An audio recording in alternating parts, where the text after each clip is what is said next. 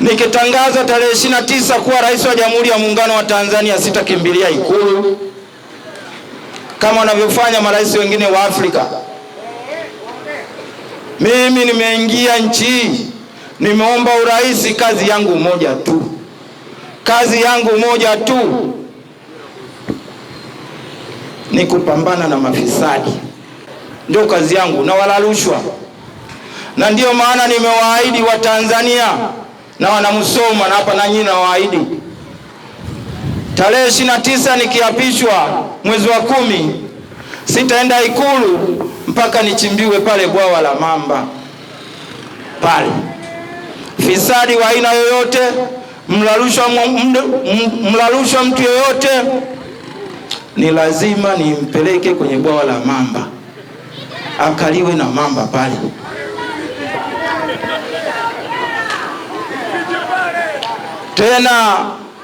Tena kiongozi wangu wa mkoa wa Mara wa chama chetu cha wakulima amenishauri, Mheshimiwa Rais, ukiapishwa na sisi utufikirie, uje uchukue mamba wa Ukerewe kwa sababu ni wakali. Ameniambia. Napenda kurudia hilo. Amenishauri, Mheshimiwa Rais, ukitaka kuwakomesha mafisadi wala rushwa, vijana wako waje wachukue mamba kwenye bwawa la Ukerewe kwa sababu ni wakali kwelikweli, kwa sababu mafisadi ni wengi. Mamba anatakiwa wale mafisadi 10 kwa siku. Huyo si ndio tunamtaka huyo? Ukimpeleka fisadi kwenye bwawa la mamba, asipoliwa basi hata hela ya umma hajala. Uongo kweli? Ukikiona mwamba anamshambulia fisadi au mhujumu uchumi, huyo kweli kala hela za umma. Na tena nitaahirisha ziara mimi na makamu wangu wa rais. Tukisikia mafisadi wanatoka Musoma, tunakaa pale Ikulu, tuhakikishe wanaingizwa kwenye bwawa la mamba. Atakayetoka hapa akisalimika, ujue ajala hela za watu, ajala hela za anati, ajala hela za shule, ajala ushuru. Wafanya biashara wadogo mnasumbuliwa kwa ajili ya vikodi vidogo. Nchi yangu mitajiri, ina madini, ina maziwa. Kwani mchaji shilingi 200? Mafisadi mnakaa nao kitako. Mafisadi mnakaa nao kitako, anadaiwa bilioni 2, mnamalizana wenyewe mnavyojua. Tarehe 29 ndio mwisho wao. Ndugu zangu, kwenye masuala ya masoko, Musoma ni mahali maarufu sana. Yaani Mara ndio ametoka Mwalimu Nyerere, na Musoma nako ndio hivi. Hata hili soko ninaoliona mbele yangu, hili soko nikiwa rais, ndugu zangu, nitavunja soko lote, nitalipa fidia watu. Ni lazima nitengeneze soko la kisasa tena la ghorofa hapo.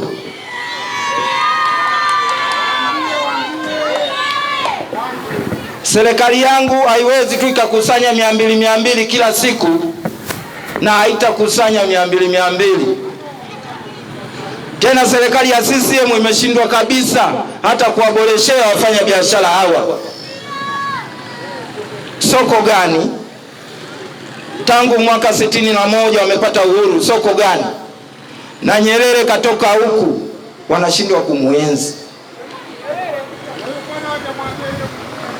kumuenzi. Kwa hiyo ndugu zangu, nataka niwathibitishie, nitaweka soko kubwa.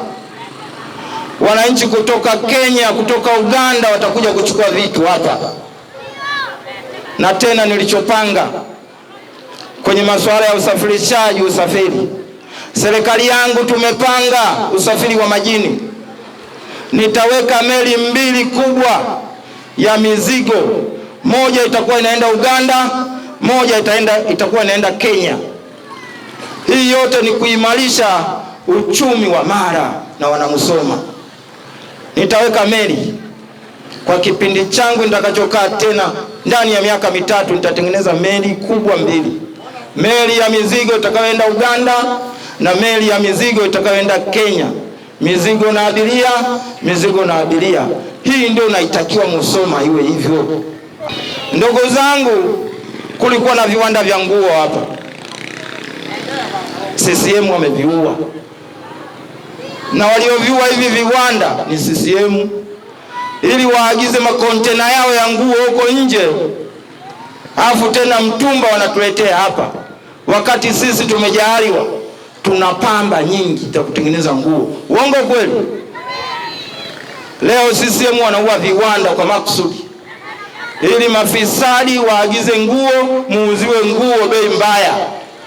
Nahitaji kanda ya Ziwa, nahitaji Musoma, Mara viwanda nitarudisha vya nguo, ili tuwauzie wengine nguo. Viwanda hivyo nikirudisha, malalamiko ya ajira yatakuwa hayapo. Malalamiko ya ajira yatakuwepo? Hamna malalamiko ya ajira.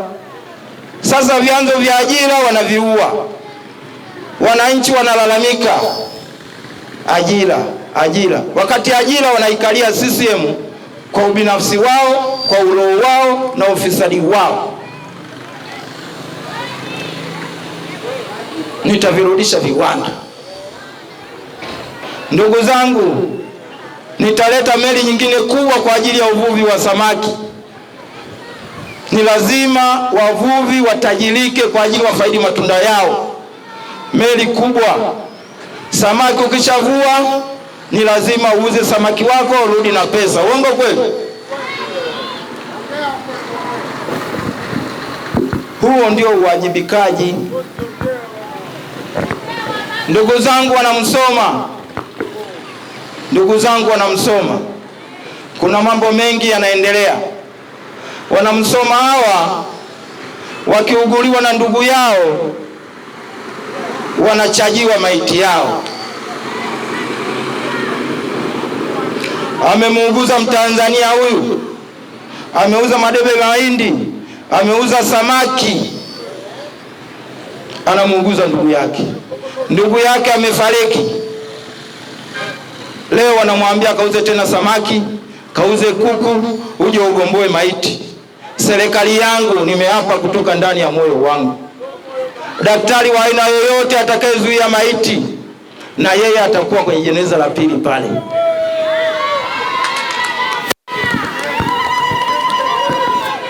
Hayo ndiyo maheshimiano.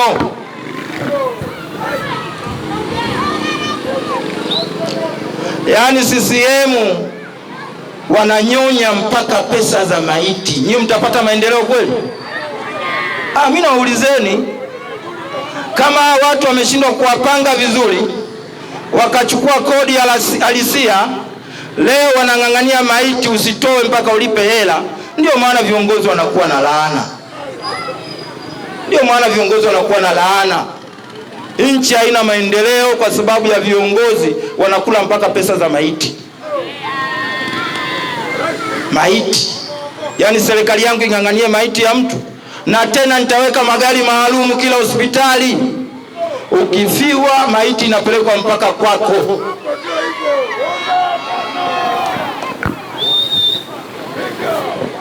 Maiti.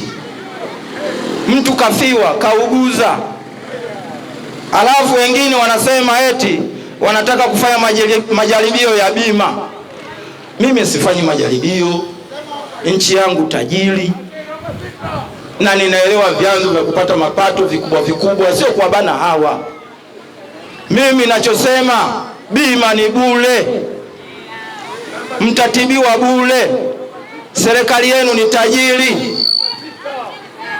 Sasa Mara inatoka dhahabu, Mara kuna ziwa Victoria, lakini nyuso hizi wapo wanyonge, hawana hata raha,